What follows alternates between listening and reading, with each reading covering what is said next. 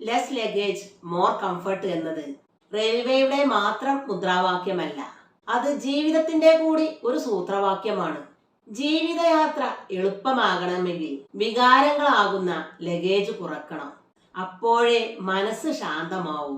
ആ അവസ്ഥയിലെ മരണം മനോഹരമാവൂ. പക, കോപം, വെറുപ്പ്, അസൂയ എന്നിവയൊക്കെയാണ് ഒഴിവാക്കേണ്ട ആ ലഗേജ്. അവ വിറകിനെ തീയെന്ന പോലെ നമ്മെ കത്തിച്ചു കളയുന്നു. ആ തീയിൽ ഒപ്പം വെണ്ണീരാവുന്നത് നാം അതുവരെ ആർജിച്ച നന്മകൾ കൂടിയാണ്.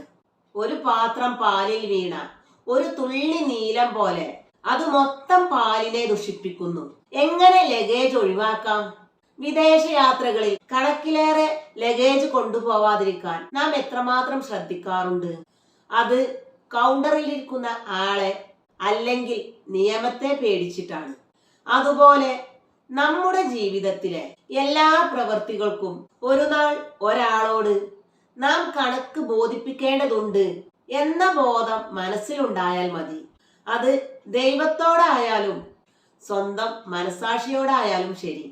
ഈ പ്രപഞ്ചത്തിലെ സർവ്വ ജീവജാലങ്ങളും ഒരേ ശക്തിയുടെ സൃഷ്ടികളാണ്. അതുകൊണ്ട് തന്നെ എല്ലാവരും തുല്യരുമാണ്. അപ്പോൾ ഒരാൾ മറ്റൊരാളോട് കോപിക്കുമ്പോൾ അയാൾ ചീത്ത വിളിക്കുന്നത് അയാളെ തന്നെയാണ്. ഒരാൾ മറ്റൊരാളെ അടിക്കുമ്പോൾ ആ അടി കൊള്ളുന്നത് അടിച്ച ആൾക്ക് തന്നെയാണ്. നബി തിരുമേനിയുടെ പ്രസിദ്ധമായ ഒരു ഉപമയുണ്ട്. നിങ്ങൾ നിങ്ങളുടെ മാതാപിതാക്കളെ ചീത്ത വിളിക്കരുതെന്ന് നബി സല്ലല്ലാഹു പറഞ്ഞു.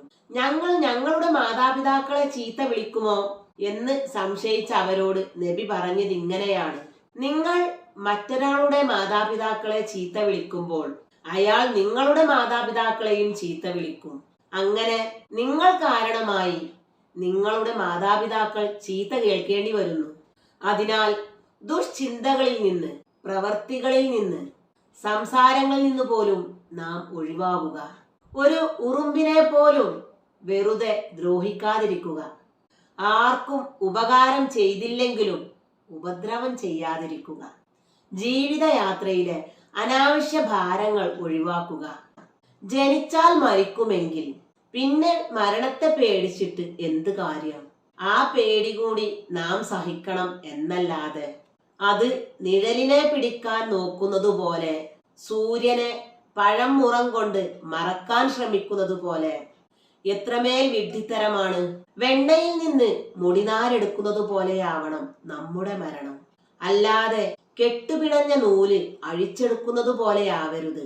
അതിന് വേണ്ടത് നിർഭയത്വമാണ്, മരണത്തെ പേടിക്കാത്ത അവസ്ഥ.